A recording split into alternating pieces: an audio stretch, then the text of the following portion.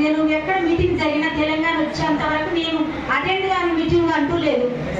నేను ఢిల్లీ దాకా వెళ్ళి పట్యాల కోట్ల సోనియా గాంధీ మీద కేసు వేయడం ఫస్ట్ సంతకం నాదే ఉంటుంది. జిరాక్స్ కూడా ఇందులో ఉంది, ఆ ఫైల్ జిరాక్స్ కూడా ఇందులో ఉంది, పేపర్ కటింగ్స్.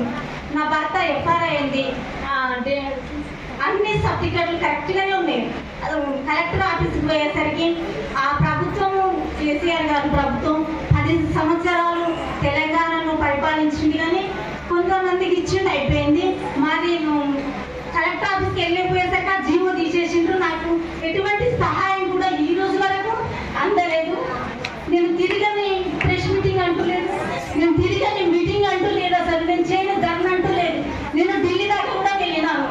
నేను అసలు నా ప్రయాసం చెప్పుకోలేండి, కూలి చేసుకుంటూ నా పిల్లల్ని చూసుకుంటూ నేను ఎంతో పోరాటం చేసిన నా భర్త ఆశయం నెరవేర్చిన పిల్లలకు ఏదన్నా నా పిల్లలకు జాబ్ వస్తుందేమో, నా కుటుంబం ఆధీనం అవుతుందేమో అని నేను చాలా దిక్కులా నేను ఎన్నో ఆఫీసులు తిరిగినా, నేను ఎన్నో మీటింగ్లలో అటెండ్ అయినా, కానీ నాకు ఎటువంటి సహాయం అందలేదు ఇంతవరకు కూడా. నేను కూలి చేసుకుంటూ నా పిల్లల్ని ఇప్పుడు ఇంతవరకు నేను చదివించుకున్నాను. ఇప్పుడు 16 ఏళ్ళ నుండి డిసెంబర్ 2009 నా భర్త చనిపోయిండు. ఇప్పటి వరకు కూడా నాకు ప్రభుత్వం నుంచి ఇప్పుడున్న ప్రభుత్వం కూడా ఇంతవరకు ఇంకా మమ్మల్ని గుర్తించలేదు.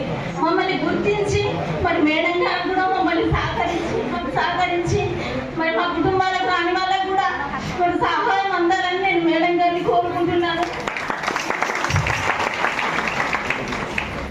తెలంగాణ వచ్చినాక కూడా నాకు మా కుటుంబాలను ఇంకా గుర్తించలేదు ఏంటి, మాకు ఇంక ఎటువంటి సహాయం